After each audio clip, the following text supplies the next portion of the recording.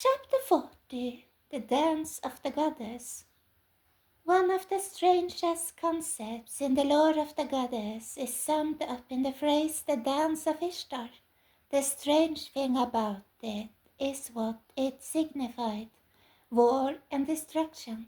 It was a peculiar juxtaposition, the image of a dancing goddess against a backdrop of carnage, death, and devastation.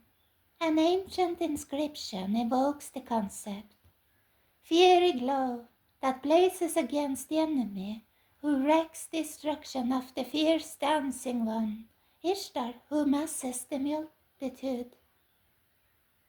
The Dance of Ishtar. On the opening night of the Stonewall riots, a strange thing happened. In the midst of the uprising, fighting, several of those involved began performing a dance. It was a bizarre convergence of music and dance performance on one hand, violence and destruction on the other. It was the dance of Ishtar. In ancient Mesopotamia, it was not only the goddess who bore the title of the Dancing One. Her priests, the Asinu, were also known for their dances. So in the midst of the Stonewall uprising, Ishtar's modern-day Asinu performed a dance. It was also the ministry of the ancient Asinu to sing the goddess's sacred songs. So those who danced at Stonewall also sang a song, as the ancient Asinu would sing their songs in the female dialect as if they were women. So their modern counterparts at Stonewall likewise sang their song and danced as if they were women. Lovely locks, joy girls, and harlots. When Ishtar stood on the city wall and called down curses on Gilgamesh, they summoned her female ministers that they might share in her anguish. 3 different kinds of women are mentioned in the account. One translation renders them as the cultic women of lovely locks, joy girls, and harlots. All 3 were associated with prostitution. The first of the 3 mentioned was known in the original language as the Kesertu. The Kesertu were closely joined to Ishtar. The goddess's home city, Uruk, was known as the city of Kesertu. They served in Ishtar's temples, and aside from their association with prostitution, the Kesertu were known for making music. An ancient Sumerian tablet speaks of a girl who acted like a Kesertu, sang songs and played games. The Kesertu, one writer observes, would be involved in a variety of tasks, including singing, playing instruments, dancing. The Kesertu, they who wear their hair in curls. Another writer notes of the Kesertu: the women have distinctive hairdos, sing songs and dance in cultic performances. Accordingly, the Kesertu were especially ordained to sing the songs and dance the dances of Ishtar.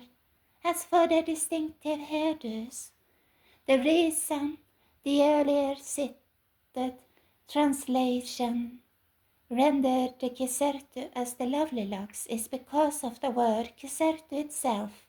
Kesertu comes from the root word Keseru, which means to curl one's hair.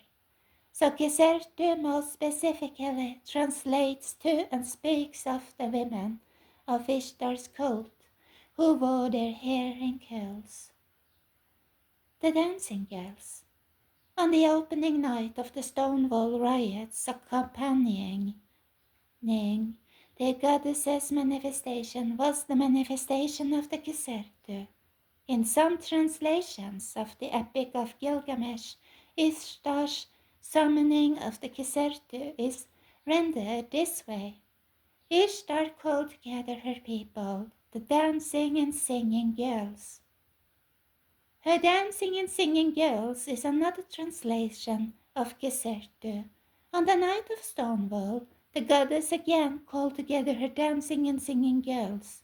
Those engaged in the dance had no idea, but it was as if the spirit of the Caserta had taken them over. They were men, but now they became as women, dancing women, singing girls. Their song was a lewd taunt of the police officers, but the lyrics were most significant. They began, "We are Stonewall girls," and then came the words that stretched back to the Akkadian of ancient Mesopotamia, and to the goddess they sang, "We wear our hair in curls." In the Akkadian tongue, it was equivalent to saying, "We are a Caserta."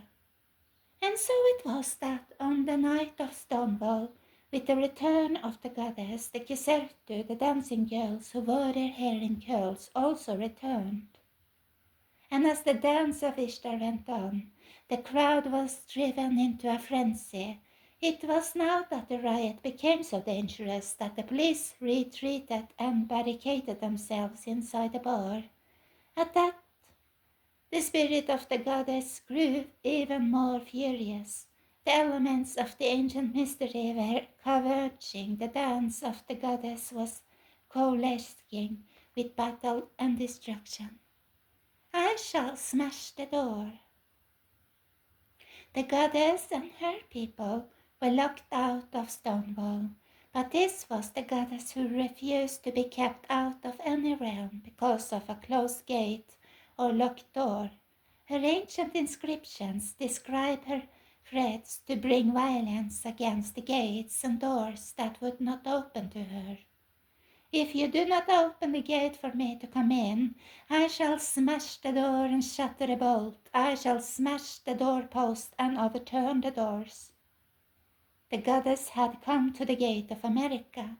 Now she would smash in the door. Possessed by her spirit, the mob began pounding and pummeling the bar's front door, attempting to shatter, smash, and break it open to get to the police officers inside. Stonewall was her dwelling place, her ashram. She would not be locked out. Lady of Fire. Ishtar was also the goddess of fire. An ancient hymn celebrates her use of the element to bring destruction in battle, raining blazing fire down upon the land. Lady who ride upon a beast, destroyer of the foreign lands, you confer strength on the storm. Their great gateways are set afire. So now, inflamed by the Lady of Fire, the crowd attempted to light the bar on fire with the police inside. They squirted lighter fluid through the openings in the doorway and threw burning pieces of garbage, lighted projectiles, and fire bombs toward the police officers. They doused the front door with lighter fluid and set it on fire as well. One eyewitness summed up the intent of the mob with 4 simple words: "They wanted to kill." Some would consider it strange that such things as made-up Stonewall would, from that day forward, be celebrated throughout the world, but even that goes back to the ancient mystery. The goddess's works of fire, destruction, and fury were likewise celebrated by her worshippers and lauded in her hymns. Signs of the goddess. That night the signs of the goddess converged upon each other. The gate, the ashram, the stone wall, the prostitutes, the cross-dressers, the homeless, the revived Asinu, the lion's head, the raging avatar named Stormy, the arresting, the call to help and its response, the Kisertu, the dance of the goddess, the battle, the smashing of the door, the employing of fire, the fury and the storm. The goddess had returned. The door she had violently pounded that night appeared only to be that of a bar, but was the door of a civilization that had been closed to her. She had now forced it open. She would not rest or cease from her pounding until all the doors of Western civilization were likewise forced open to her. And with the door opened, the other gods and spirits, cast out in ancient times, would likewise return. We have seen how the place of the explosion and of the goddess's return, the city, the ground, and the very site of Stonewall were all determined by the ancient mystery. It had happened where it happened, but what about its timing? Beyond where it happened, could there be an ancient mystery that determined when it happened? In other words, did it happen when it had to happen? Could the timing of the explosion at Stonewall have been determined by an ancient mystery involving the moon, the sun, the ancient calendar of Babylon, and the casting of an incantation? Incantation?